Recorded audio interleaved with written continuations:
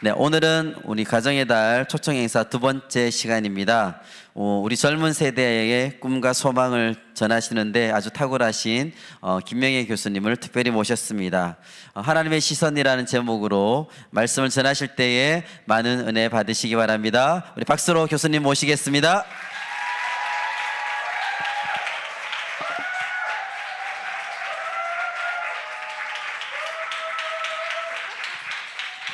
할렐루야. 얼굴을 공개하겠습니다. 아유, 감사합니다. 방금 소개받은 김명현 교수고요. 잠깐 기도하고 같이 예배드리겠습니다. 하나님 감사합니다. 너무나 귀한 우리 베델 비전교회로 주님께서 발걸음 인도해 주시고 이 자리에 모인 모든 우리 청소년들과 청년들과 또 우리 성도님들 모두에게 주께서 큰 은혜 부어주시길 원합니다. 특별히 제가 이 단에 서서 어떤 말씀을 하든지 간에 주님께서 전하고자 하는 말씀 성령이 감동되는 대로 전할 수 있도록 주께서 은혜 베풀어 주시옵소서. 감사드리며 예수님의 이름으로 기도드렸습니다. 아멘. 할렐루야. 반갑습니다. 네. 네. 아우. 와, 이게 뭐 제가 꿈에 그리던 무대네요. 아, 깜짝 놀랐어요. 나 저기 문화 충격을 받고 들어오는 순간 잘못 들어온 줄 알고 제가 꿈에 그리던 무대가 여기 펼쳐져가지고 엄청난 교회였군요. 어쩐지. 예. 너무너무 반갑습니다. 그리고 여러분들 찬양하는 모습 보면서 제가 너무 은혜를 많이 받았어요. 요즘 세대 이런 친구들이 있네요. 와, 멋있다. 아, 너무 멋집니다. 제가 이제 돌아다니면서 강의를 이제 막 하잖아요. 많이 만나거든요. 근데 이 뜨거움이 있는 청년들과 청소년들 만나는 게 쉽지는 않거든요. 근데 오늘 여러분들은 정말 귀한 분들이 여기 모여 있는 것 같아가지고요. 제가 이미 너무 많은 은혜를 받은 것 같아서 감사드립니다. 감사합니다. 앞에 잠깐 제 소개를 했는데 저는 이제 그 교수예요. 와우, 간호대학의 교수예요. 교수같이 좀 안 생겼지만 교수예요. 제가 이름이 김명애고 간호대학에서 교수님이 오신다 그럼 대부분 이제 할머니 오시는 줄 알더라고요. 그래서 이렇게 막 할머니가 온 줄 알았다가 갑자기 좀 어떤 사람 막 들어오니까 아주 교수님 오시니까 비키라고 한 적도 있고 말했어요. 근데 제가 교수입니다. 김 교수. 그리고 또 그거 외에 직함이 또 있어요. 수원이랑 제가 인연이 있는 게 제가 아주대에서 석사를 했거든요. 그래서 그 마케팅 MBA라고 마케팅을 아주 그냥 전공을 했어요. 그래서 석사를 거기서 하고 손 왔다 갔다 많이 했어요. 그리고 영통이랑 좀 친한 것 같아요. 그 이후에 중앙대에서 간호학 박사를 했어요. 그래서 김 박사예요. 네, 김 박사예요. 박수를 칠 거면 치고. 감사합니다. 이게 좀 잘난 척하는 시간이 아니라 이게 스토리예요, 스토리.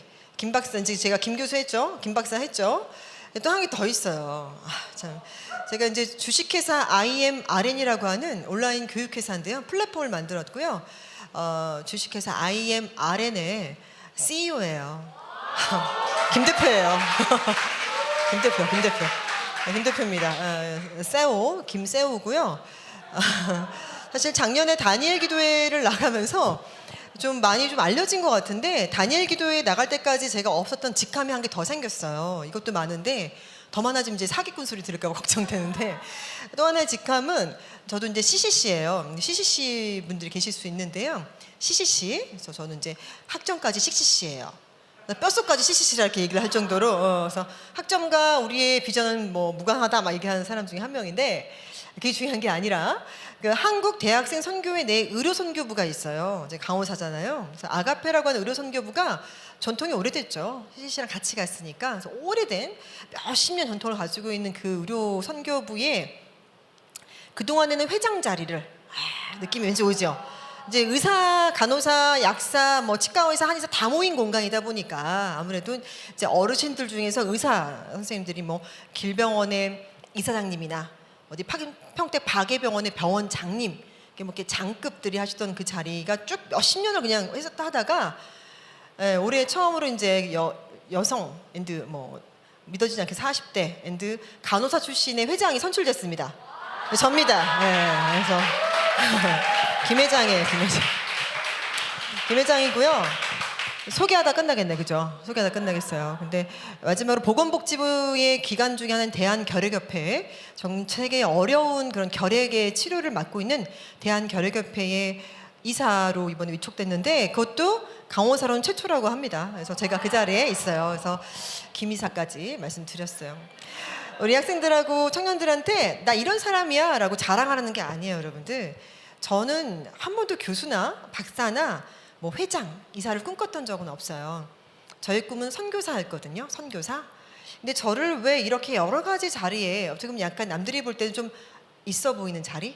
이렇게 높은 자리인 것처럼 보이는 그곳에 올려놨을까? 제가 곰곰이 생각을 했더니요. 이유가 있었어요. 저를 위해 했던 부모님의 기도가 좀 달랐던 것 같아요. 또 저에게 했던 부모님의 신앙 교육 방식이 하나님 보시기에 기뻤던 것 같아요. 그리고 제가 바라본 오늘 주제이기도 하지만 그냥 되게 간단한 것 같아요.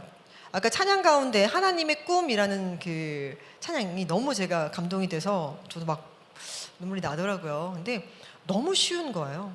너무 쉬운 그 비결을 오늘 여러분들한테 특별히 공개하려고 하는데요. 하나님의 시선으로 바라보는 곳이 제 시선과 같은 곳이면 되게 쉽더라고요. 내가 꾸는 꿈이랑 하나님 꿈이 좀 다르면 조금 힘들어할 수 있는데 하나님의 그 꿈이 내 꿈이면 조금 이게 쉬운 문제로 갈 수 있다는 걸 말씀드리고 싶어요. 우리가 세상을 살면서 참 어려움을 많이 겪고 부딪히고 있고 방황할 때도 있고 그런 가운데 뭔가를 봐야 되는지를 여러분과 나누려고 합니다. 제가 슬라이드를 좀 준비했는데 PPT가 있는지 무엇을 볼 것인가 하나님의 시선이라고 해놓고 나와져 있죠.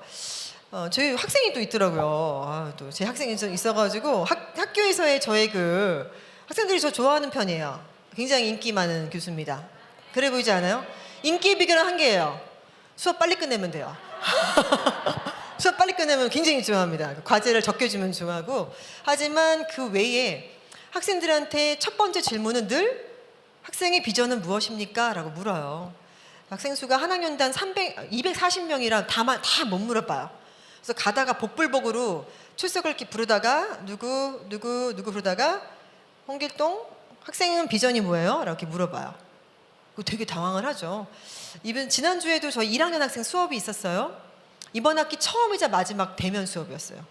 코로나 때문에 얼굴을 못 봐요. 오히려 마스크를 쓰면 알아보고 마스크 벗으면 못 알아봐요, 제가. 이런 일이 생겼어요. 근데 학생들한테도 똑같이 비전이 무엇인지 물어봤어요. 학생의 10년 뒤 계획은 무엇인지도 물어봤어요. 왜 10년 뒤 계획이냐면 10년 뒤에는 무조건 앞자리가 바뀌거든요. 와우. 10대는 20대가 되고 20대는 30대가 되죠. 30대는 40대가 되고 그 앞자리가 바뀌는 그 순간을 누구나 오는데 10년 뒤에 계획은 무엇인지 뭘 바라보고 살고 있는지를 제가 늘 이야기하고 있습니다. 다음 장 보여주시면요. 이건 이제 우리 같이 했죠. 근데 여기 보면 제가 이제 교수다 보니까 중요한 대목은 또 다른 색깔 칠하는 그런 습성이 있어요. 그래서 이렇게 이 성경 구절 가운데 가장 중요한 부분이 밑에 보시면 다 같이 읽어볼까요? 파란 색깔 글씨만 시작. 내가 여기 있나이다. 나를 보내소서. 아멘. 근데 여기는 다 가실 것 같아요. 와, 아멘. 내가 여기 있어요, 하나님. 저요 이렇게 하는 거. 저요. 저는 이걸 했었거든요. 했었어요. 제 비전이 저는 여기 교회가 너무 좀 제가 마음이 확 끌리는 게 저의 비전이 있거든요. 우리 학생들은 알 수 있어요. 알 건데 저의 비전은 저기 북한 땅에다가 간호대학을 세우는 거예요. 우리 한국 땅에도 아주 어려운 시절에 강원 선교사님들 들어오셔가지고 대학을 세우기 전에 몇 명만 불러서 간호사로 만든 게 시작이었거든요. 그 꿈을 꾸고 있어요. 건물을 세울 수도 있지만 건물이 세워지겠죠, 언젠가. 근데 그 땅에 강호대학을 세우면 땅도 정했어요, 제가 혼자. 김정은만 몰라. 다 알아요. 북한의 개성에다 땅을 정했어요. 개성 땅을. 제가 개성병을 왔다 갔다 했던 경험이 있고 하나님이 은혜를 주셔서 북한 땅을 밟았던 적이 있는데 2년 동안 개성 땅을 밟았던 그 기억이 있기 때문에 저는 개성 땅에다가 강호대학을 세울 건데요. 그 강호대학 이름이요. 비전 강호대학이에요. 왠지 또 여기 베델 비전교를 같이 할 것 같은데. 목사님하고 제가 얘기 좀 해야 될 것 같아요. 진짜예요. 제가 새롭게 하셔서 가서 얘기했기 때문에 방송에도 나왔던 얘기거든요. 비전 간호대학을 세우는 게 저의 진짜 비전입니다. 근데 그런 곳을 세우고 뭔가 할 때 하나님께서 바라보는 시선을 향해서 뭔가를 해나가는 그때 누가 좀 갔으면 좋겠다. 근데 그때마다 내가 여기 있으니까 나를 보내세요가 아니라 내가 거기 있으니까 쟤를 보내세요가 많이 나온단 말이에요. 제가 간대요. 제가 그래서 개성 땅을 밟은 케이스예요. 개성공단이 이제 이따 나오겠지만 이 다음 장 보여주시면 다음 장 이 아이가 보이죠. 우리 아프리카 아이예요. 제가 이 사진을 처음 본 게 초등학교 4학년 때였던 걸 기억해요. 이 사진을 처음 보고 이 사진은 이거 예쁜 아이 사진이고요. 아이가 말랐지만 제가 봤던 텔레비전에 나왔던 그때 이렇게 손으로 돌리는 텔레비전이었는데 그때 봤던 아이의 모습은 여기에 배는 더 볼록 나오고 팔다리는 더 가늘고 초점 없는 저 눈동자도 저렇잖아. 초점 없는 시선에 콧물이 심각하게 많이 흘렀었어. 콧물이 흘러냈는데요. 거기에 파리떼가 제 눈에는 정말 엄청나게 파리가 막 붙어있는 모습을 보고 저는 어떤 생각을 했냐면 저기를 가야겠다. 강호대를 서야겠다. 이게 아니라 저기 가서 세수를 좀 시켜야겠다. 일단 상태가 너무 안 좋다. 그래서 저 아이들의 콧물을 좀 닦아주는 사람? 그거 좀 돼야겠다. 좀 심각한데 왜 콧물을 안 닦지? 그리고 저 엄마나 어른들이나 저 아이는 왜 이렇게 파리를 쫓지 않지? 이게 제가 가진 의문이었어요. 내가 파리 좀 쫓아주고 세수시켜주는 사람이 되겠다라는 걸 처음 먹었던 게 초등학교 4학년이었던 것 같아요. 근데 그 꿈에 대한 부분들이 이제 바뀝니다. 다음 장 보여주시면요. 제가 이제 그 꿈을 가지면서 쭉 살아나가는데 간호학과를 가는 게 좀 전략적으로 좋겠더라고요. 이왕 간 김에 세수만 시켜주는 게 아니라 좀 이렇게 뭐 주사 좀 놔주고 이러면 좋을 것 같아서 간호학과를 선택하게 되었어요. 근데 간호학과 선택해서 그 당시에 의료 선교 대회라고 간호학과를 들어가신 분들은 이번에도 열릴 거예요, 곧. 근데 그 의료 선교 대회에 전 세계의 의료 선교사, 의사, 간호사, 약사 이런 분들이 선교사님 분들이 들어와서 뭔가를 전하는 자리가 있었는데요. 그때 제가 이렇게 모였었어요. 한 100명쯤 모인 자리에 갔는데 거기에 오셨던 선교사님이 미국 시민권자여서 북한을 왔다 갔다 하셨던 분이래요. 찍어왔던 사진들을 보여주는 거예요. 그러면서 보여준 사진이 저는 그 간호학과에 들어간 동기는 저 사진 때문이었는데 아프리카 선교사. 근데 이 사진과 그 이야기를 듣는 순간 충격에 빠집니다. 여러분 이 세상에 굶어 죽는 나라 정말 많죠? 근데 굶어 죽으면서 얼어 죽는 나라가 있대요. 지금은 따뜻한 계절이니까 지금 안 얼어 죽겠지만 곧 10월, 11월, 12월, 1월 얼어 죽는 나라. 얼어 죽으면서 굶어 죽어간 나라. 네, 그게 바로 북한이라고 얘기해 주더라고요. 너무너무 충격을 받았었어요. 대부분 굶어 죽는 나라가 따뜻한 나라 좀 많이 있잖아요. 근데 그 얼어 죽는 나라가 우리나라, 우리 민족이 살고 있는 나라. 여기 지금 민족을 품고 기도하시는 교회로 제가 알고 있고 그 민족이 북한인 걸 제가 알고 있는데요. 이 사진을 보고 있는데 여러분 이 사진 중에 요게 뭘까요? 이거 또 너무 금방 알아채신 분들은 조금 과거가 나오는 사람인데 그렇죠? 이거 한 번 더 클릭하면 이게 바로 맥주병 수액이에요. 다음 사진 보시면 이 맥주병 수액인데요. 북한에는 지금 의료가 완전 바닥인 상태예요. 아무것도 없어요. 아무것도 없는 상태입니다. 그래서 약이 없어서 그냥 이렇게 풀 같은 거 떼다가 이제 한방제제라고 주기도 하고 수액을 맞아야 되는데 수액을 맞을 수가 없어서 수액이 없으니까 맥주병을 삶아서 설탕물을 끓이면 포도당, 소금물을 끓이면 살라인이라고 우리 몸과 똑같은 수액을 만들어요. 두 가지 놀랐어요. 이 맥주병도 놀랐고 이 맥주병은 환자가 구해와야 돼요. 의사가 주는 거 아니고 의사는 할당량이 20병을 채워야지 돼요 또. 이런 게 있어요. 그래서 이 중국에서 나오는 맥주병을 소독해서 쓰는 걸 보면서 다른 나라였으면 그냥 죽었을 텐데 야, 북한은 참 똑똑하다.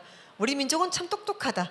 설탕물을 끓이고 소금물을 끓여서 증류수를 받아내가지고 이걸 하면 이거 뒤집으면 다 쏟아져요, 여러분. 똑똑하니까 이거 다음 장면이 있는지 아까 이게 세워져 있죠? 세워져 두 개의 호스를 꼽아요. 하나는 공기가 들어가고 하나는 그대로 환자한테 들어가는 수액이에요.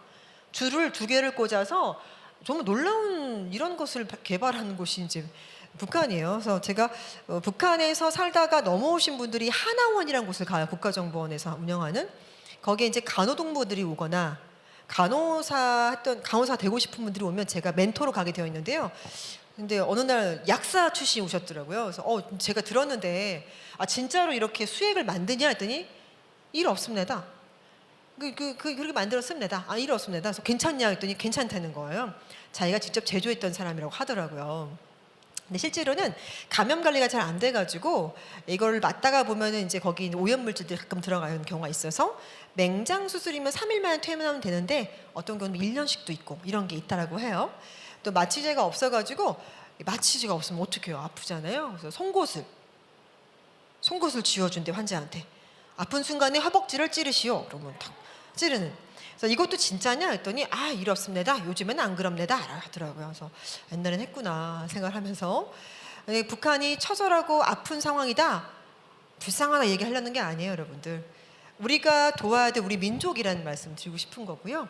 일단 그쪽에서 넘어온 분들이 먼저 있기 때문에 그들에 대한 부분도 생각을 해야 된다. 저는 그래서 요거를 보면서 순간 심장이 쾅 하면서요. 북한이구나. 내가 갈 곳은 이제 아프리카를 잊은 거예요. 있고 내가 선교사로 갈 곳은 북한이다 라고 하면서 학생 때 대학교 1학년 때부터 지금까지 북한 하면서 살고 있는 중이죠. 저는 이제 특별하게 보시면 제가 이제 모태 신앙이라고 많이 생각하시더라고요. 부모님이 두 분 다 목사님이시거든요. 아빠도 목사님, 엄마도 목사님. 저한테 이런 꿈을 심어주신 분이 저희 아버지세요. 저희 아버지 조남이 김삼자 권자 목사님이고, 제가 새롭게 하소서에서 연락을 처음 받았을 때 방송국에서 연락이 왔더라고요. 그래서 교수님 혹시 새롭게 하소서를 아세요? 그래서 아니 기독교계의 아침마당을 제가 모를 리가 있습니까? 알고 있죠. 했더니 새롭게 하소서 출연하실 수 있나요? 순간 저는 올게 왔구나. 내가 잘났으니까 내가 나가 내 얘기 좀 할까? 이게 아니라 드디어 올게 왔구나. 우리 엄마 아빠의 이야기를 할 때가 왔구나. 정말 그 생각이 들었어요. 저는 제 이야기를 할 게 하나도 없어요. 저는 제가 보고 자랐던 저희 부모님 이야기를 하려고 사실 그 방송에 출연했던 거예요. 똑같은 평민 같은 사람 중에 갑자기 내가 방송국 왜 가냐고요. 그렇죠?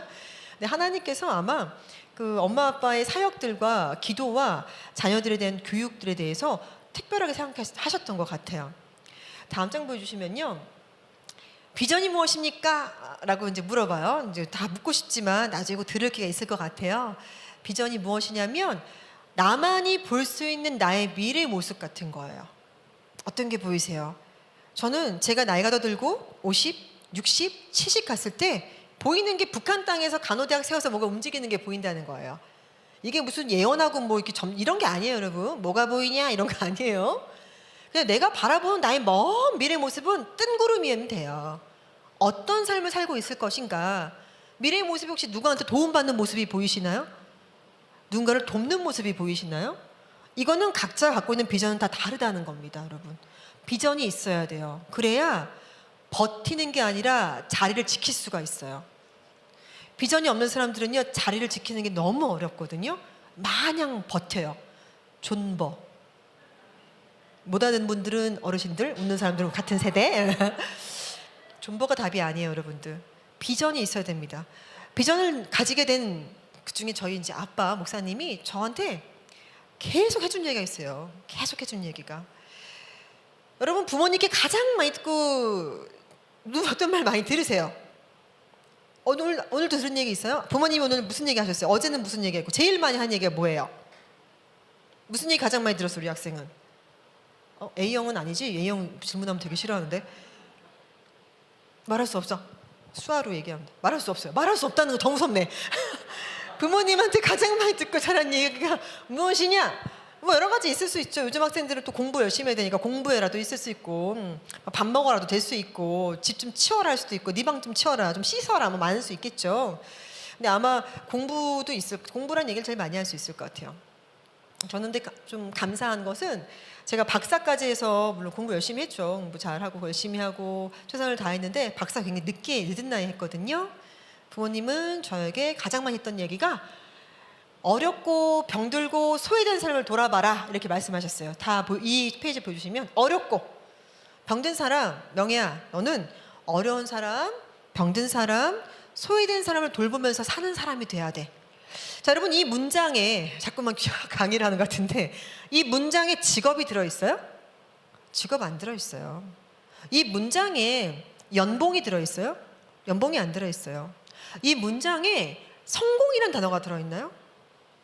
그냥 어렵고 병들고 소외된 삶을 돌아보는 삶을 살아야 된다. 그런 삶을 살려면 난 뭘 하면 좋지? 뭐가 돼야지? 어떻게 살아야 되지를 늘 나도 모르는 사이에 생각했던 것 같아요. 야, 좋은 직장 가야지 이게 아니었어요. 돈 벌어야지. 취업해야지. 야, 대학 가야지. 대학 가야지. 왜 가는지도 몰라. 일단 가고 보면 꼭 4학년 때 전공이 잘못된 걸 알고 있어. 정말 마음이 아프죠? 예. 우리 학교 학생들 간호학과가 다 하니까 간호학과 학생들이 3학년 때 실습 나갔다 오면 이제 힘들어져요. 점점점 이렇게 얼굴이 다크서클이 생기면서 힘들어져요. 막 좀비로 변해요. 제가 제일 힘든 수업이 3학년 1학기 수업. 실습 나갔던 애들이 이렇게 발랄했던 애들이 3학년 돼서 병원만 갔다 오면 축 처져 있는 거예요. 제가 앞에서 덤블링을 뛰어도 애들 웃질 않아요. 왜 이러고 있어요. 그래서 오로지 하는 대답은 수업 몇 시에 끝내줄까? 이것만 빨리 끝내주세요. 이것만 하고 있어요. 왜 그렇게 됐는지를 봤을 때 여러분들 실제로 우리가 그냥 취업을 위해서 또 돈을 벌기 위해서 다 중요한 것들이에요. 우리 목숨과도 연결된 것들이니까. 하지만 그것만이 그 사람의 꿈이 될 수는 없어요. 내가 의사가 돼야지, 변호사가 돼야지. 됐느냐? 내가 서울대 가야지, 한양대 가야지, 중앙대 가야지, 어디 가야지. 간호사들은 난 삼성 서울병원 가야지, 또 맨날 가야지 막. 어딘가의 꿈을 하나의 그냥 명확한 명칭에 둘 수는 없다는 겁니다, 여러분. 변호사가 돼서 하고 싶은 게 뭐니? 나 이런 사람 되고 싶어요. 의사가 돼서 이런 거 되고 싶어요. 선생님이 돼서 이렇게 하고 싶어요가 돼야 된다는 거죠. 그렇죠? 그게 되게 중요한 포인트예요, 여러분들. 여러분들의 꿈을 위해서 기도하는 중이었다면 하나님 난 뭐가 되게 해주세요. 난 뭐 주세요. 뭐 주세요. 1등하게 해주세요. 이런 거 할 때 그 하는 이유가 명확해야 돼요. 특히 부모님들은 자꾸 자녀들한테 1등 하라고 그러지 말았으면 좋겠어요. 본인이 안 했던 건 하면 안 돼요. 본인이 전교 1등이었으면 괜찮아요. 너도 해라. 내가 했다. 근데 제가 알기로 전교 1등이 이렇게 많지 않거든요. 근데 대부분 너 1등 하면 사줄게. 이거 되게 많이 하셔가지고 그러시는 거 아니에요. 본인이 안 했던 거는 그 애들도 시키면 안 돼요.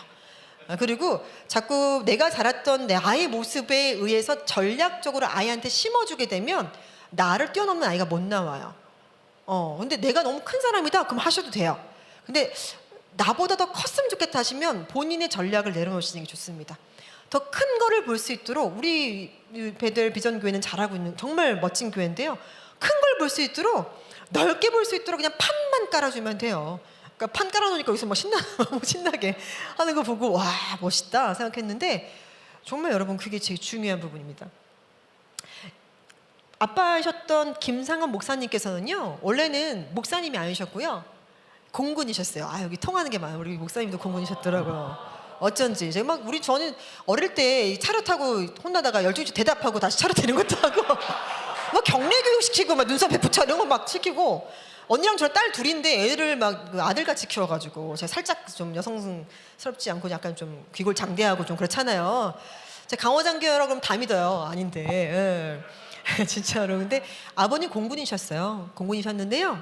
아빠가 공군이셨고 그때는 이건 얘기 안 했는데 불교에 해장할 정도로 아주 그쪽하고 이제 세상을 사랑하고 술과 담배와 아주 친숙한 대장군 같은 분이셨거든요. 근데 이러다 아빠께서 저희 엄마가 아프셨어요. 심장병이 너무 심해서 제가 초등학교 3학년 때 언니 5학년 때를 기억합니다. 뭐 그때쯤에 저학년이었을 때인데 엄마가 심장병으로 너무 이런 꽝 소리가 나도 주저앉고 숨을 쉴 수 없고 그래서 거의 죽기 지점까지 가셨는데요. 저희 엄마께서 아주 어렸을 때 교회에서 하는 그 수련회 성경학교 거기 간식 먹으러 가셨었나 봐. 갔는데 그 침례교회에서 간식 먹으러 온 애들 다 물에 담궈서 세례를 시켰대요. 그게 되게 나는 어린이 되게 중요한 게 성교원 진짜 하시 여기도 이제 있잖아요. 근데 막 애들을 그냥 이렇게 불러가지고 막 전하고 나서 근데 딱 생각나. 저도 선민선교원이라고 선민교회라고 하는 기억 이제 났어요. 선민교회에서 하는 거기 선교원 출신이더라고요. 제가. 그러니까 저희 엄마가 당신의 어렸을 때 기억이 너무 좋으니까 아빠는 불교라서 안 들어주니까 나를 일부러 교회 선교원에 보냈더라고요. 이제 기억났어요. 이게 중요하더라고요. 아이 때 들려주는 것이 정말 중요해요. 아이 때 어떤 말을 들려주지가 중요해요. 아이 때부터 뭐가 되라 보다 어떤 아이가 되는지 중요하고, 지금도 늦지 않았고 계속 나중에 자기 아이한테 해주시고요. 본인한테 해주시고요. 그래서 엄마가 그때 나 교회 가고 싶다는 마음이 탁 들어왔대요. 그래서 여보, 나 죽기 전에 소원이 있는데요. 나 좀 업고 교회 좀 가주세요 한 거예요. 그러니까 아빠께서 오늘 마음이 아파요. 사랑하는 아내가 죽어가니까 엄마를 들쳐업었어요. 업고 교회를 간 게 그 동네 고덕 충성교회라고 지하실에 있는 작은 교회였어요. 저희 두 딸을 데리고 그 교회를 간 거예요. 그럼 엄마가 나으셨어요. 병 깨끗하게. 그러면서 두 분이 삶이 싹 바뀐 거예요. 하나님 앞이 아닌 세상에 충성되고 또 공인이셨으니까 군인으로서 나라에 충성했던 저희 아빠께서 딱 하나님을 만나는 순간 하나님 나라의 군인으로 살기 시작하신 거예요. 그러면서 나는 이제 군인을 그만하고 난 목회자를 길게 걸어야겠다. 양을 먹이고 목회자로서 사람의 생명과 영혼을 살리는 일을 해야겠다 하셔가지고, 좀 비슷하게 제가 중학교 때부터 신학대학을 들어가시면서, 그래서 그때 상사였기 때문에 되게 박봉이었거든요. 어쨌든 되게 힘들었어요. 저희 그래서 집이 어느 날 아파트였다가 반지하로 이사 갔던 경험도 있을 것 같아요. 그래서 반지하, 주로 지하 세계에서 움직였던 기억이 있어요, 제가. 그래서 거기 다니시면서 결국 이제 목사님 안수 받으시고요. 공군에다가 사표를 딱 쓰시고요. 사표를 쓰고, 그리고 안양에다가 놀랍게 또 지하예요. 저희 다 지하에 또 안양의 명성교회를 개척하셨어요. 저 기억나요? 그래서 그때도 고등학교 1학년 때였던 것 같은데, 1학년, 2학년 때 개척하신 교회여서, 저는 이제 이렇게 아까 반주자님 계셨는데 저는 반주자였어요. 저희는 모두 집이 팀 사역이에요. 아빠는 목사님, 엄마는 전도사님, 언니는 중등고등부 교사, 저는 반주자였어요. 그래서 교회에 개척했으니까 4명이 전부였고, 걔 누구 오면 거기서 이제 주일학교 할 때 계속 반주하는 거예요. 그래서 그때 아빠가서 개척하시고 이제 계속 수요예배, 금요철야, 토요일, 주일 계속 하면서, 또 공군도 이제 사표 수리가 안 됐으니까 가는 중이었거든요. 저는 아직도 기억나는 게, 제가 야간 자율학습 요즘도 하나요? 야자라고 알아요? 아는 거죠? 같은 세대를 아는 거 아니고 원래 지금 하는 거죠. 야간 자율학습 할 때 제가 맨날 가니까 담임 선생님 불러서, 야 김명희 너 공부도 잘하는 애가 너 맨날 가는 거 부모님이 아셔? 그래서 아빠가 오래요. 아빠가.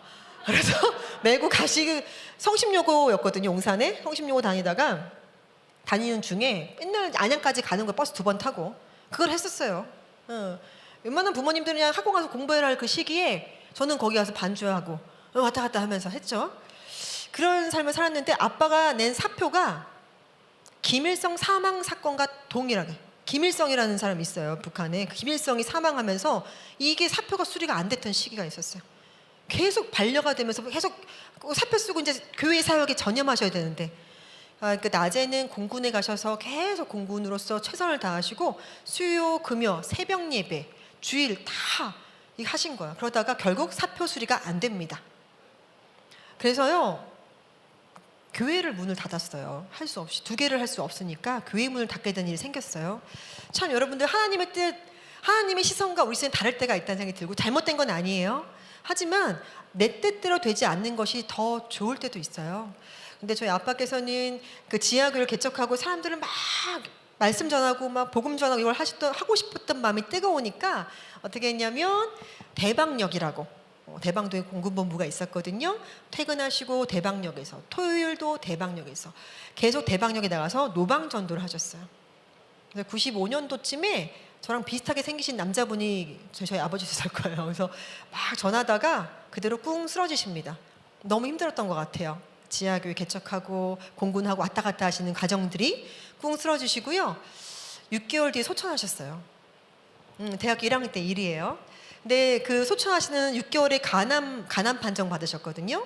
간암 환자로 소천하신 기간 동안에 저한테 어떻게 하셨냐면요. 제가 오늘 대학에 들어갔잖아요. 간호학과에 왜 갔어요? 선교사 되려고 들어갔죠. 명희야, 네가 받는 모든 훈련을 멈추지 마라. 아빠가 아프다고 멈추지 마라. 다 해. 그래서 그때 무의촌 진료봉사도 갔다 왔고요.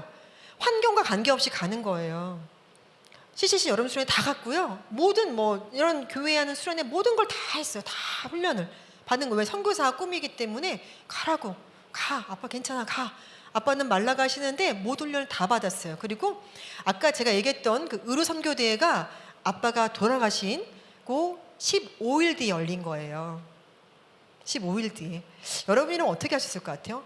저는 제 믿음에 대한 얘기 하고 싶지 않고요. 아버지의 신앙 교육의 말을 하는 거예요. 나 이래서 못 가요, 하나님. 아, 저래서 못 가요, 하나님. 오늘 저거 토익 시험 있어요, 하나님. 나 이거 학원 먼저 가야 돼, 하나님. 이렇게 하는 게 아니라 명희야, 훈련을 먼저 받아라. 근데 아버지 목숨이 위태위태한 상황에도 훈련을 받은 거예요. 이제 훈련을 받는 과정 가운데 참 많은 게 있었는데, 사실 저는 아버지가 돌아가셨을 때 그 군인 월급이 박봉, 정말 전 학원 다닌 적이 없어요. 집이 가난해가지고 교복이 있어서 다행이었어요. 옷이 한 벌이어가지고 있어서. 지금은 잘 살아요. 걱정하지 마세요. 근데 아빠께서 처음 저의 꿈을 들으셨을 때, 아빠 나는 간호학과 가가지고요, 고등학교 때 얘기죠. 간호학과 가서요, 아빠 나는 아프리카 가가지고 거기 애들 세수 좀 시켜줄래야 될 것 같아요. 저는 선교사가 꿈입니다 했을 때 저희 아빠가 그게 네 꿈이야? 근데 여기 어르신들 계신데요, 어머니 아버지 만약에 그 어린 딸이 아빠 저는 저기 아프리카 갈게요, 결혼이고 뭐 모르겠어요, 나 아프리카 가 애들 좀 시켜야 될 것 같아, 이러면 뭐라고 하실 것 같아요? 야 너나 씻어 막 이렇게 할 수도 있잖아. 네 방이나 치우고 막 이렇게 할 수 있는데, 저희 아빠 목사님께서는 야 너무 귀하다, 아빠가 그러니까 박봉 그 가진 게 많이 없고 해줄 수 있는 게 없는데 아빠 축복기도 해줄게 그러면서 무릎을 꿇으라고 그러시더라고요. 목사님이셨으니까 안수 받았던 때니까 그 앞에 무릎을 꿇었어요. 어린 딸이 중고 피아노 앞에 무릎을 딱 꿇고, 지금도 그 장면은 생생합니다.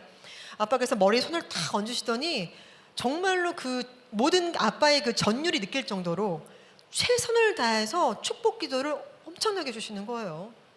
정말로 눈물의 기도를 막 하시는 거예요. 이 딸이 세계 속에 크게 쓰임 받고 어디는 아주 주님을 전하면서, 사실 그때 제가 이렇게 전하게 될지 알았어요? 몰랐잖아요, 여러분들. 저 세계 속에 쓰임 받고 막 세계 돌아다녀요. 방글라데시, 몽골, 인도 막 왔다 갔다 하면서 열심히 의료 선교 하거든요. 엄청 기도해요. 여러분들이 여러분들의 주위 사람에게, 나의 자녀에게 해주신 최선은 기도입니다. 축복의 기도. 아이들의 말을 믿어주세요.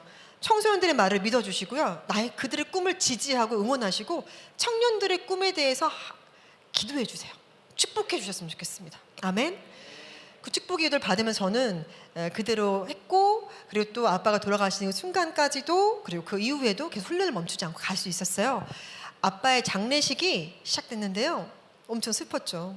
감사의 기도를 드리고 엄마와 언니와 제가 남아서 상복을 입고 사람들을 맞이하는데, 저기서 목발 집으신 분이 오고 저기서 휠체어 타신 분이 오고, 갑자기 공군 참모총장이 오고, 어디서 오셨을 때 소록도에서 오신 한센병 분이 오고, 소록도라고 문둥병이라고도 해요.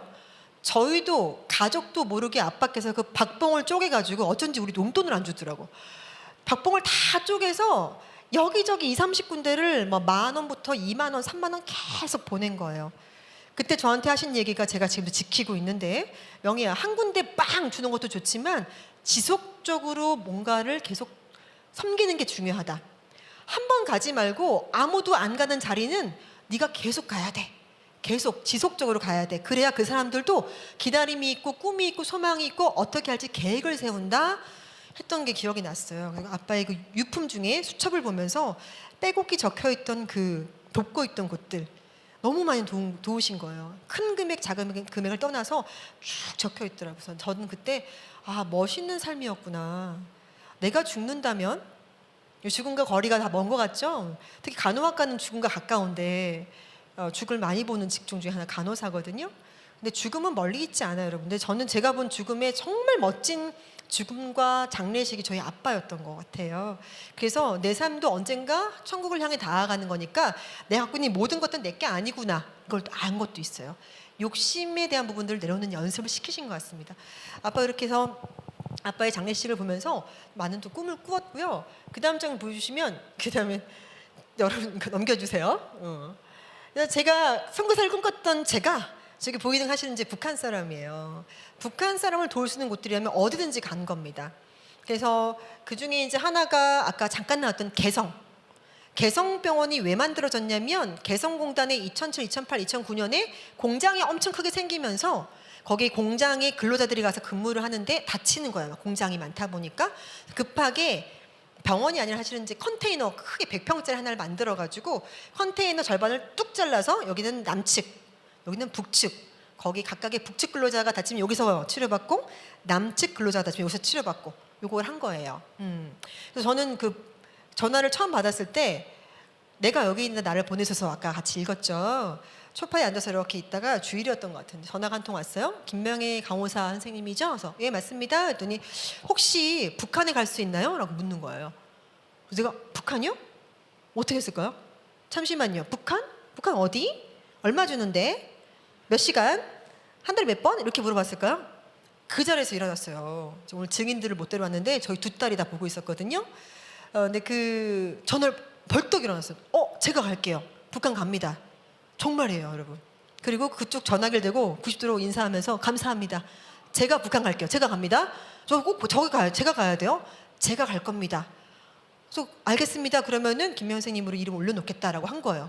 끊고 보니까 여기에 6살, 3살 애도 있고 막 거기 뭐 남편도 있고 막 가정도 있고 막 뭐 있더라고요. 끊고 보니까 내가 가서 사는 건지 왔다 갔다 하는 건지 뭘 하는지도 모르게 북한에 갈래요? 네 한 거예요. 네 저요 이렇게 한 거예요. 근데 알고 보니까 가서 사는 건 아니었고 왔다 갔다 하면서 그쪽에 있는 강호동물을 교육하는 일, 교육을 때부터 시작했던 것 같아요.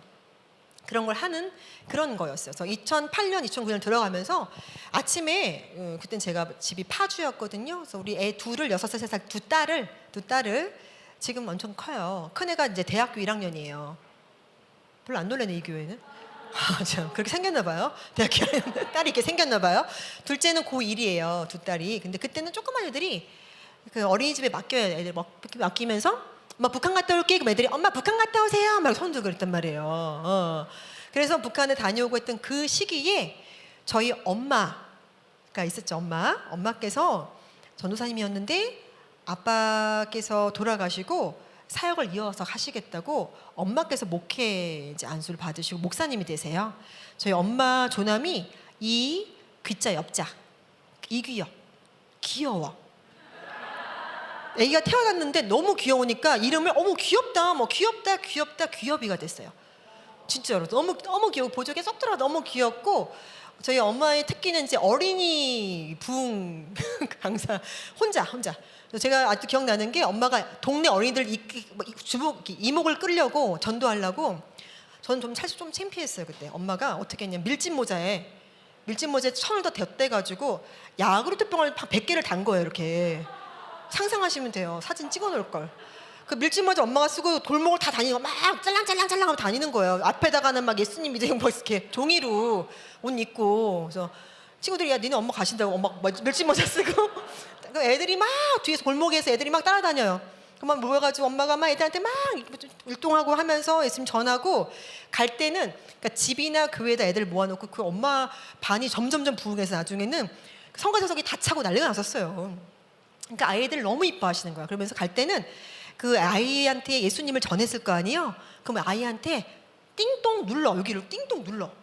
그럼 애가 여기 누가 사냐고 묻는 거예요. 저희 엄마가 우리 친구 띵동 그럼 예수님 그래 보내주는 거예요. 띵동 예수님 믿음 100점 이걸 해야 되는. 이게 너무 우리 집에는 그 띵동 예수님 믿음 100점 이게 너무 많이 들었던 얘기인데 문제는 제가 중학교 때 저희 친구들이 놀러 왔어요. 중2 북한도 무서웠는데 그 중2들이 왔는데 중2 내 친구들이 와서 어머니 갈게 했더니 친구들 가니? 이리 와 띵동 중2들한테 띵동 뭐였더니 예수님 해 그러면 보내줄 거야 이러는 거야. 안 그러면 못 나간다고 집에서. 그러니까 친구들이 예수님 말하면 그때서 믿음 100점 하고 그게 우리 엄마 이기현 목사님이셨어요. 부끄러운 것도 없고 하나님 보시기에 기쁜 아이들을 사랑하고 있던 그 엄마께서 목사 안수를 받으시고요.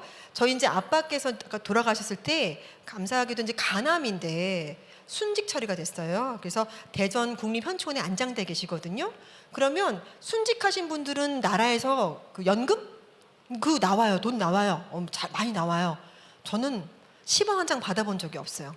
엄마께서 그걸 받으셨고 자녀한테 오는 게 아닌데 그거를 가지신 엄마께서는요. 그걸 그대로 자녀들이나 뭐 손녀들 뭐 아무도 10원 한 장 양말 한 장 안 사주시고요.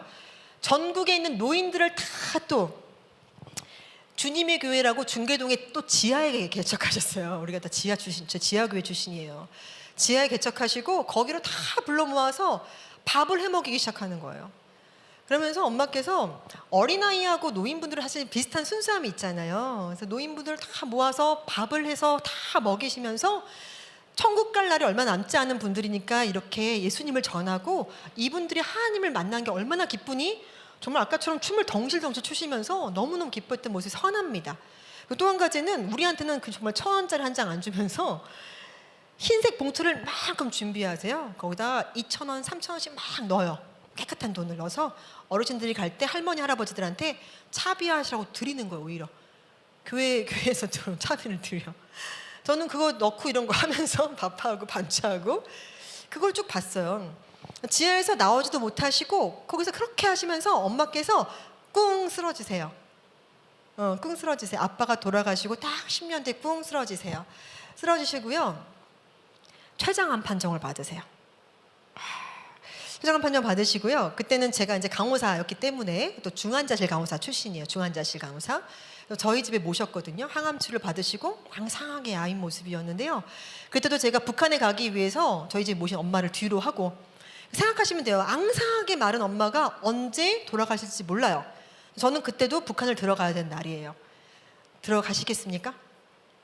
사실 저희 언니는 많이 말렸어요. 그만 가라. 너 들어갔을 때 엄마 잘못되시면 어떡할래? 저는 근데 믿음이 있었어요. 내가 북한에 갔을 때 언니 엄마 안 돌아가셔. 그래서 뒤에서 엄마 앙상한 엄마를 눕혀놓고 나는 북한에 들어가는 거예요. 두 딸을 어린이집에 맡기고 마음이 무너지죠. 그때 썼던 편지들도 있어요. 기도 부탁하는 편지. 근데 제가 이제 가는데 신발을 이렇게 운동화를 신고 있었어요. 북한에 가면 제가 너무 키가 커요. 북한에 가면요 제 어깨를 넘는 사람들이 별로 없어요. 한국에서도 작은 키는 아니에요. 여자 남자 치고 작은 키는 아닌데 다 너무 작으니까 저 키 큰 동무 누구야? 이걸 너무 많이 들은 거야. 저 키 큰 여자 동무 누구야? 그래서 너무 튀니까 구두를 신고 하면 제가 또 더 커지면 더 커지잖아요. 그래서 운동화를 신었단 말이에요. 그래서 저 키 큰 여자 동무 누구야를 하도 많이 들어서 제가 저 키 큰 동무 놀러 오라고 그래서 놀러 간 적도 있어요. 키 큰 동무라고. 키 큰 동무가 내 이름인 줄 알았어 가서. 근데 그때도 운동화를 신는데 뒤에서 엄마가 몸을 간신히 일으키시더니 말씀하십니다. 명희야, 너 오늘 북한 가는 거 이렇게 북한 가는 거 아빠 기도 때문이다? 그러시는 거예요. 처음 들었어요. 네? 그랬더니 아빠가 북한에 라디오 보내기랑 북한 기도를 10년 넘게 심었어. 그러니까 정말 우리 아빠 목사님 멋있는 게 모르게 뭘 이렇게 많이 했는지 몰라요. 모르게. 아무도 모르게 뭔가를 많이 하고 저만 알고 엄마가 알겠으면 그것도 몰랐을 거예요. 아니 소록도에서 장례식이 올지 누가 알아? 소록도 문둥병 환자분들이 올지 누가 알았어요? 공구 참모총장부터 쓰레기를 주는 분까지 다 왔어요. 나도 제 장례식이 그랬으면 좋겠어. 정말 멋있더라고요. 명희야, 아빠가 기도 심었다 그 땅에 라디오 보내기를 계속했다. 교통방송 통해서 너 기도를 심고 와. 네가 가는 거 아니야. 아빠 기도로 가는 거니까 갔다 와라. 엄마 기도하고 있을게 라고 하셨어요. 네, 엄마 하고 올라가는데 저는 그때 기도해주는 엄마가 계시니 그래도 마음에 든든함이 있었어요. 근데 지금 그 엄마께서 그 아픈 중에 제가 올라갔다 오는 걸 다 보시고 사실 그 이제 6개월 만에 엄마께서도 소천을 하세요. 그래서 아빠가 돌아가시고 한 14년 만에 엄마가 소천을 하셨어요. 엄마가 소천하셨을 때 잠깐 얘기를 하고 싶습니다. 그때는 제가 간호사이기 때문에 엄마의 마지막을 이제 지키고 있는데 마지막이 아니라 사실 그냥 어떤 검사 때문에 갔던 그날이었는데요. 상태는 많이 안 좋으셨어요. 근데 모니터를 달았더니 제가 처음으로 간호사 된 것을 후회한 날. 엄마한테 보이는 그 모니터를 딱 보니까 이 모니터에 심장 모니터, 모든 맥박, 혈압 이 모니터가 내가 봤던 중환자가 죽기 전에 모니터더라고요. 보이는 거예요, 그게. 보이는 거예요. 믿음은 하나님이 살려주실 거야. 믿음이 딱 있었는데 순간 이거는 어떡하지? 저는 그래서 베드로를 욕하지 않아요. 베드로 물에 빠진 베드로. 파도 치면 빠진다니까. 그 빠지지 않은 사람 말하지 마요. 저는 베드로가 남 같지 않아요. 순간 제 믿음이 휘청하면서 엄마 돌아가시겠다. 이 믿음이 쑥 들어오더라고요. 그러면서 저도 모르게 전화를 넣어서 언니한테 언니 새벽 4시에 언니 빨리 와. 안 좋아. 빨리 와. 언니가 알았어. 출발하기 시작하고요. 다 보니까 엄마가 천국에 직전의 모습인데 엄마는 세상 평안하신 거예요. 암 환자인데. 췌장암이 어떤 암보다도 제일 독한 암이에요. 통증이 제일 최악인 암이 췌장암인데요. 밝게 빛나시더라고요. 명희야 나 안 아파. 너무 행복하다. 할렐루야 너무 감사하다. 그러더니만 뭔가 보이시나 봐요. 하늘문이 열렸나 봐요. 그러더니 명희야 예배 준비해라 하시는 거예요. 제가 그때는 저는 내가 전도사님도 아니고 목사님도 아니고 갑자기 명예 예배를 준비해라. 그래서 너는 언제든지 예배를 준비하고 메시지를 전할 수 있는 사람이 돼야 된다. 유언을 그렇게 하셨어요. 제가 전하고 있는 거 신기하죠. 좀 그때는 그러고 나서 지금 10 몇 년 지난 거예요, 여러분들. 그래서 제가 그 순종한 아이였기 때문에 내 엄마하고 순종해서 엄마와 둘이 예배를 드렸어요. 그 새벽에 아무도 오셨을 목사님 없었어요. 엄마 임종 예배는 제가 인도했어요. 그래서 사도신경부터 말씀 전하고 주기도문까지 딱 하는데요.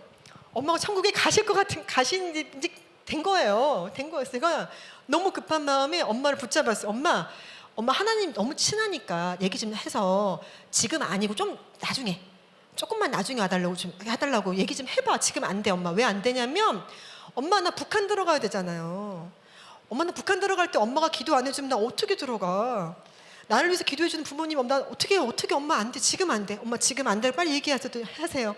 엄마가 저를 탁 치시더라고요. 한심하다는 듯이 탁 치시는 거예요. 그때 제가 탁 치는 순간 나를 두고 가는 부모님 다 가셨잖아요. 그러니까 너무 슬픈 거야. 그래서 원망을 했어요. 엄마 앞에서. 엄마 내가 다 봤는데 아빠 엄청나게 우리들 돌보지도 않고 온갖 불쌍한 사람 다 먹이고 장애인 돕고 뭐하고 비닐하우스 가서 돕고 맨날 우리한테 학원 한 번 안 보내주고 우리까지 해서 다 동원시켜서 하고 돌아가시고 엄마 온갖 노인분들 뭐 알지도 못하는 사람 다 불러가지고서는 손녀들한테는 10원 한 장 안 주고 양말 하나 안 사주고 사탕 하나 안 사주면서 밥 다 퍼먹이고 돈 줄이면서 꿍스러서 이제 돌아가시면 이게 도대체 뭐 때문에 이렇게 하시는 거예요? 누가 알아줘요? 뭐 때문에 이렇게 하시는 거예요, 엄마? 했더니 다 너희를 위한 거다 이러시는 거예요. 그때는 못 알아들었는데 지금 제가 받은 축복과 언니가 받은 축복을 보니까 그 말이 뭔지 알겠어요. 그 다음에 말은요. 근데 엄마 이러는 거 아무도 몰라요. 나만 알아. 이게 대체 이렇게 병들고 아프고 하는 게 이게 뭐예요? 근데 여러분 이게 그 다음 날이 제가 진짜 엄마 저한테 이러셨어요. 날 보더니 정말 편안한 모습으로 주님은 아시겠지 딱 한마디 하셨어요. 그리고 소천하셨어요. 주님은 아시겠지. 저는 가끔 가다가 우리 청년들 너무 멋있어요. 청소년 너무 멋있어요. 근데 여기서 하는 모든 사역들이 주님만 아셨으면 좋겠어요. 하나님 나 이렇게 많이 일했으니까 나 어디 대학 가게 해주세요. 아니에요, 여러분. 하나님 나 이렇게 열심히 했으니까 나한테 뭐 하나 안 오나요? 취업 내가 원하는데 이거 아니에요, 여러분. 그냥 주님만 아시겠지. 그 고백이 저는 탁 들어왔습니다. 그래서 엄마의 마지막 유언이지만 저는 그 새롭게 와서 서고 다니엘 기도회고 이 고백은 하나님이 가장 기뻐하시는 말이 아니었나? 세상 사람이 몰라줘도 돼요. 하나님의 시선 안에 들어가 계시면 돼요. 제가요 이렇게 다니면서 말씀 전하고 하니까 어떤 사람들이 저 사람은 관종인가? 저 사람은 북한 가서 뭐 대학 지으면서 뭐 후원 좀 받고 뭐 총장 되고 싶나? 관심 없어요. 저는 제가 생각하는 대학은 조선시대가 끝났을 때 미국 간호사 들어와서 2명의 여자들을 조선의 여자들 데려다가 간호사를 만들었던 그 교육, 저는 그게 강호대학을 생각해요. 물론 그런 과정 중에 점점 뭔가 세워지겠죠. 서평 선교사님이 못 이뤘던 꿈을 친구 마가렛이 이뤄서 2명을 처음 교육시켰던 그 교육, 저는 그게 내 마음속의 간호대학이에요. 그 사람들은 그렇게 안 봐요. 뭔가 튀려고 하는 사람. 기동 연예인이란 말도 들었어. 연예인 이러면 되겠어요? 그런데 여러분 어떤 시선이 오든 나한테 어떤 말이 오든지 간에요, 우리 학생들도 알 거예요. 제가 학교에 왜 가는지를 아마 알 거예요. 거기 제 선교지예요. 서울여자강호대학이 제가 가고 있는 학교인데요. 11년째 겸임교수하고 있는데 저 선교지예요.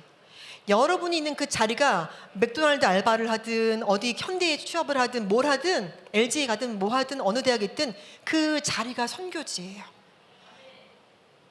그러려면 여러분 몸에서 그리스도의 향기가 나와야 돼요. 제가 엄마 아빠를 보면서 그 향기를 맡고 그 향기 나한테 스며든 것처럼 제 온몸으로 어렵고 병들고 소외된 사람 돌아보는 삶을 살아야겠다고 마음먹게 된 것처럼 그렇게 삶을 살아갈 때 누가 안 알아줄수록 진짜 좋은 거예요, 여러분. 모를수록 좋은 거예요. 모를수록 좋아요. 하늘의 상금이 정말 큽니다. 하늘의 소망이 있다면 여러분은 지금 현실만 보시면 안 돼요. 현실을 보지 마시고 현실은 직시하시되 비전을 바라보세요. 멀리 갔으면 좋겠어요. 그러면 주님이 아신다는 거죠. 주님께서 품으시고 여러분들 세계 열방간으로 펼쳐내실 겁니다. 여러분들이 어디서 어떻게 사역을 하고 어떻게 공부를 하고 어떻게 뭔가를 하든지 간에 하나님께서 그 마음 가운데 볼 수 있는 눈을 열어주시면 저 모습을 향해 달려가는 거야. 그저 취업하려고 토익 토플 준비하는 게 아니라 내가 이걸 하는 이유를 알아야 된다는 거죠. 저희 두 딸들이 저는 이게 너무 좋아서 저희 두 딸한테도 똑같이 받은 거 그대로 이게 가장 큰 유산이거든요. 이게 포인트거든요. 그래서 이 아이들한테 전 이제 우리 애들은 모태신앙이 됐죠. 전 나중이지만 품이 안을 때마다 계속 어렵고 병들고 소외돼서 돌아보는 사람 되게 해주세요. 이 기도만 했어요. 어느 날 참관 수업을 갔어요. 아이가 지금 대학생이지만 4학년 때 참관 수업을 갔더니 본인의 꿈을 막 적어놓은 걸 쫙 붙여놨더라고요. 애들이 뭐 대통령, 뭐 요리사 적어놨는데 우리 애 건 좀 길더라고. 봤더니 뭐라고 써있는지 아시겠죠? 거기 장래희망, 어렵고 병들고 소외된 사람 돌아보는 사람 이렇게 써놨더라고. 길게. 그런 사람 되겠다. 근데 그런 꿈이 점점점 바뀌더니 저희 이제 아이들과 이제 여러분들 많이 사역하시잖아요. 근데 어리다고 못하는 건 없어요. 어려도 다 생각이 있고 다 할 수 있습니다. 가끔 저는 이제 방글라데시나 몽골이나 인도로 의료 선교를 갈 때 거기는 이렇게 좋은 바닥이 없다. 흙바닥이에요. 흙바닥이고 전기랑 물이 없어서 가마솥에 이렇게 불 떼서 먹고 이렇게 해야 돼요. 가서 물이 없으니까 이제 머리 안 감아도 돼.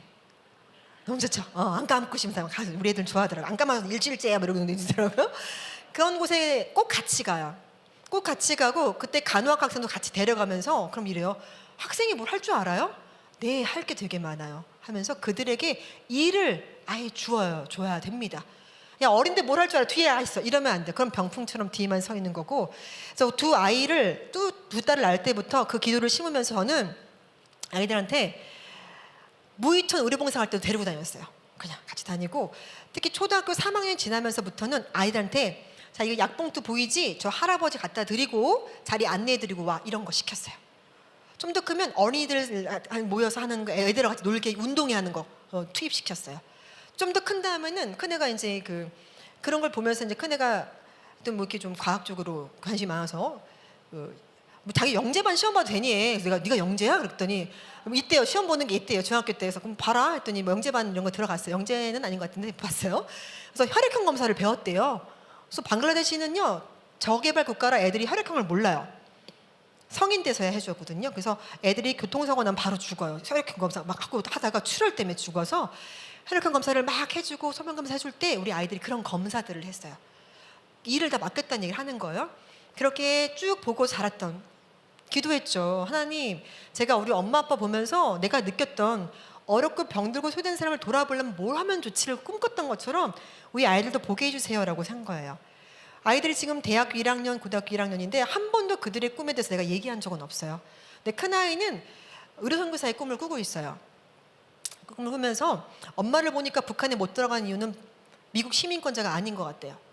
미국 시민권자 언제든 들어갈 수 있으니까 자기는 북한에 엄마 강호대학을 세우면 자기는 의대를 세우고 싶대요. 그래서 의사가 꿈이래요. 그래서 그 얘기를 초등학교 4학년 때 하더라고요. 6학년 때는 발표하더라고요. 발표. 저는 의대를 세우겠습니다. 북한에 뭐 이러고 있더라고요. 그래서 사실 저는 근데 사실 웃진 않았어요. 아멘 했어요. 아멘. 아빠께서 나한테 그때 강호대학 얘기는 하지 않았지만 축복했던 그대로 예은아 너의 꿈이 되게 귀하다. 엄마 축복 기도해 줄게. 안고 기도합니다. 믿으면 되는 거예요. 근데 그 친구가 의사 돼서 내가 좋은 게 뭐 없어요. 그의 꿈이지 나의 꿈이 아니에요. 이게 핵심입니다. 스스로 꿈을 꿔야 돼요. 엄마의 꿈을 주지 마세요. 엄마의 꿈은 엄마도 꾸세요. 아빠도 좀 꿈을 꾸셨으면 좋겠어요. 할머니도 꾸세요. 할아버지도 꾸시고요. 꿈을 꾸세요. 비전을 가지셔야 됩니다. 그래서 그 꿈을 인정하고 그대로 믿고 아멘하고 인정해 주면 되는 거예요. 근데 네 길이니까 네가 알아서 가. 나는 너의 하나님이 아니야. 나는 너희 하나님께 그대로 말씀드려라고 했어요. 이것도 배운 거예요. 저는 살면서 중고등학교를 살면서 하면서 한 번도 저희 아빠가 저의 하나님이 된 적이 없어요. 아빠가 해줄게. 뭐 너 공부만 해. 야, 엄마 야 뭐야 1등해. 1등 엄마가 해줄게. 이거 한 적이 없었어요. 너희 하나님께 구해. 이거였거든요. 여러분의 엄마 아빠가 얘기를 듣든지 안 듣든지 하나님께 구하는 것도 연습도 하셔야 돼요. 하나님과 대화하는 삶 굉장히 중요한 부분이 될 수 있을 것 같아요. 그렇게 하고 둘째는 특이한 애가 태어났어요. 둘째는 이 친구는 이제 똑같은 의료선교를 다 다녔는데 이 친구는 꿈이 CEO예요.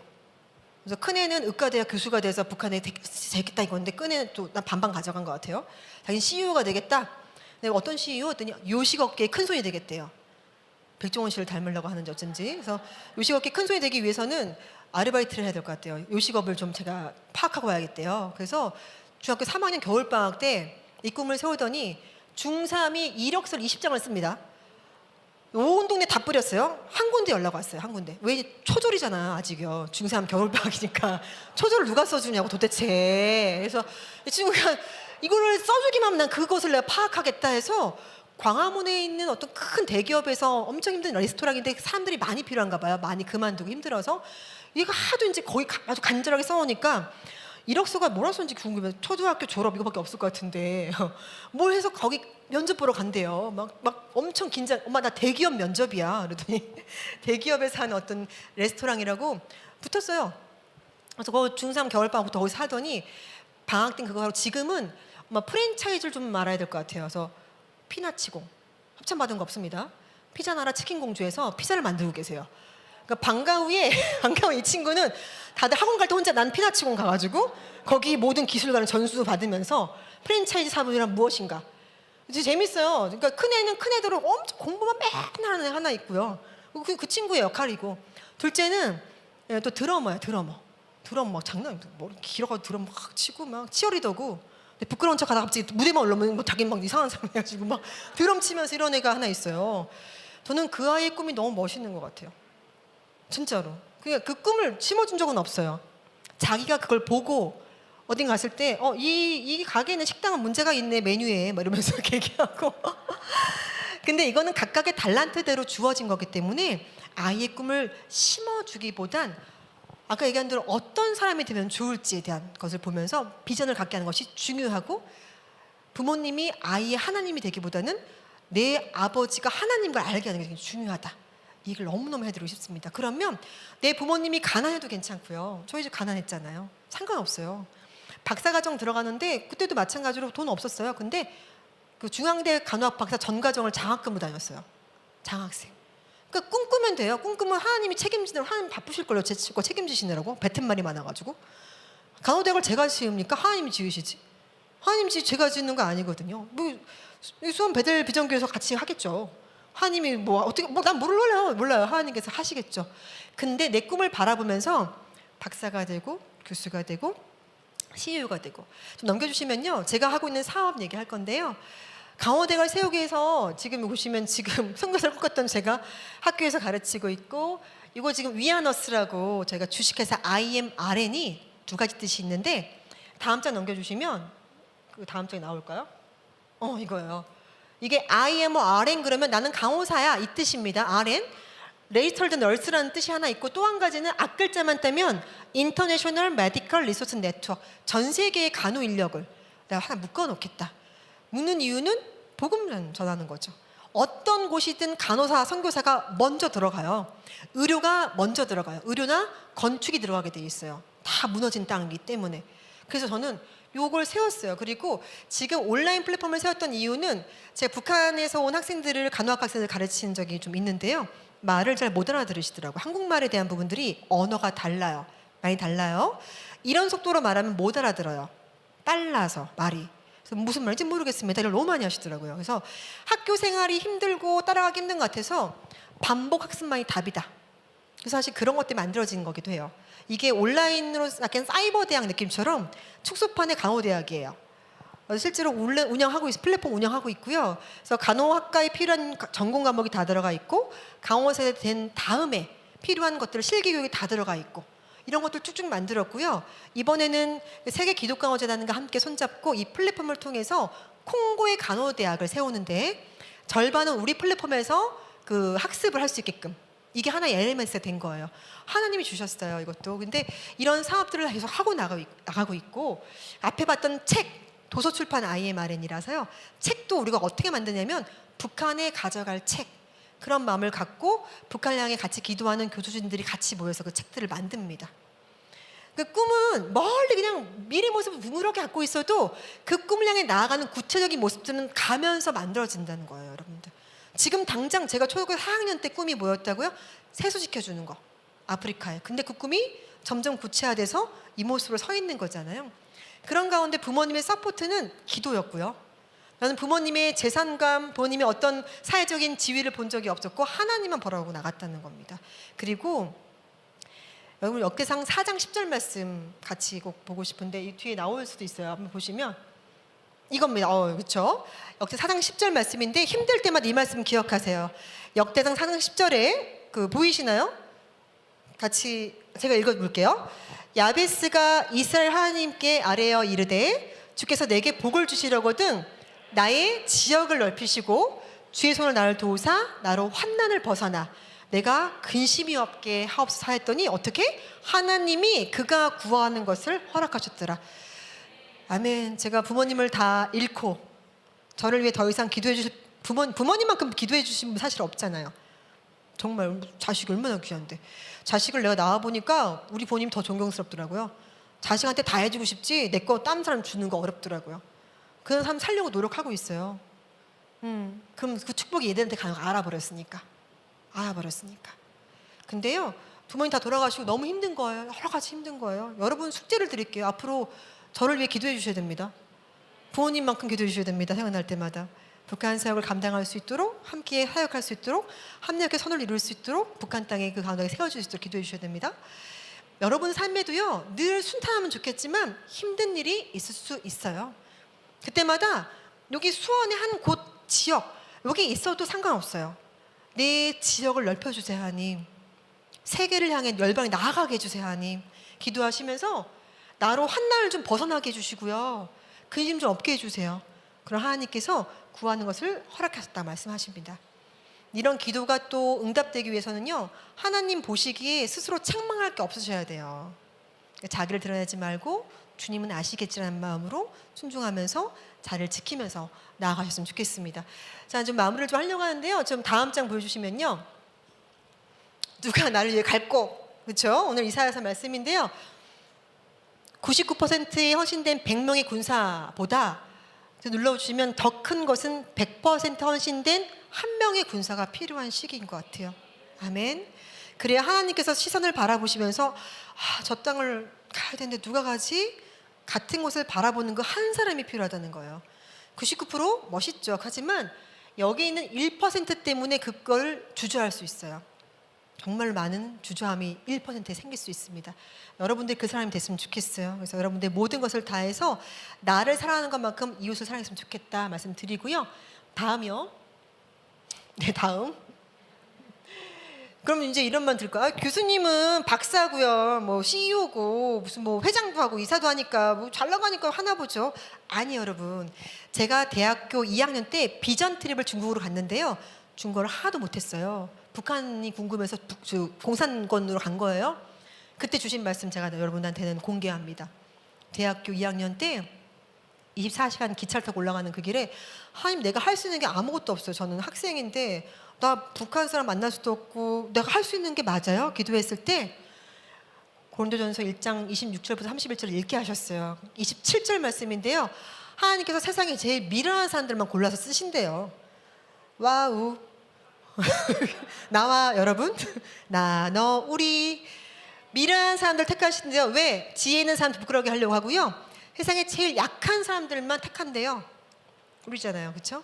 그때 알았어. 하나님 나를 쓰시려는 이유가 있구나. 내가 미련하고 약해서 온전히 하나님만 영광 받으려고 하시는구나. 그때 알게 됐어요, 여러분들. 여러분들 이 말씀 붙잡고 나가기 바라겠습니다. 자, 다음 넘겨주시고요. 바라보시기 바라고 쭉쭉쭉 해주세요. 기도하고 기대하고 기다리는 삶. 혹시 내가 계획한 대로 되지 않는다 하더라도 이때를 이해하면서 누가 알리오 했던 에스더의 고백처럼 있는 그 자리에서 그 선교지에서 하나님의 시선으로 하나님의 꿈을 꾸며 나아가시길 바라겠습니다. 내가 생각했던 대로 되지 않을 때 오히려 하나님이 개입했구나 생각하시면서 기쁨으로 나아갔으면 좋겠습니다. 우리 그 열방하게 나아간 여러분들을 위해서 사실 제가 원래는 그 아빠가 돌아가시고 엄마가 돌아가셨을 때 사실 조금 엄마 때 많이 좀 실망했거든요. 살아날 줄 알았는데 그때 하나님 한 번도 나를 실망시키지 않으시고 찬양을 부르면서 힘들었던 적이 있었어요. 그래서 원래 그 찬양을 하려고 했었는데요.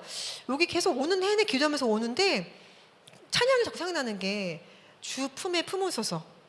그 찬양이 너무 생각이 나는 거예요. 주님 품에 여러분들 어떤 상황인지 저는 알 수 없지만 주님 품에 그냥 품에 안겨 계셨으면 좋겠어요. 품에 안기셔가지고요. 어떤 상황이 와도 나를 품에 안고 나랑 오르는 하나님과 함께 했으면 좋겠습니다. 여러분의 비전을 향해 날아가신 여러분 됐으면 좋겠습니다. 찬양 같이 할 수 있을까요? 네. 같이 우리 찬양하면서 여러분들에게 주어진 비전, 주어진 꿈들 같이 생각하고 내가 있는 자리에서 내가 무엇을 할지 생각하는 그런 시간 됐으면 좋겠어요, 여러분들. 네. 순종하는 길은 예수 안에 즐겁고 복된 길이로다. 우리 받은 것은 주께 다 드리면 그 신사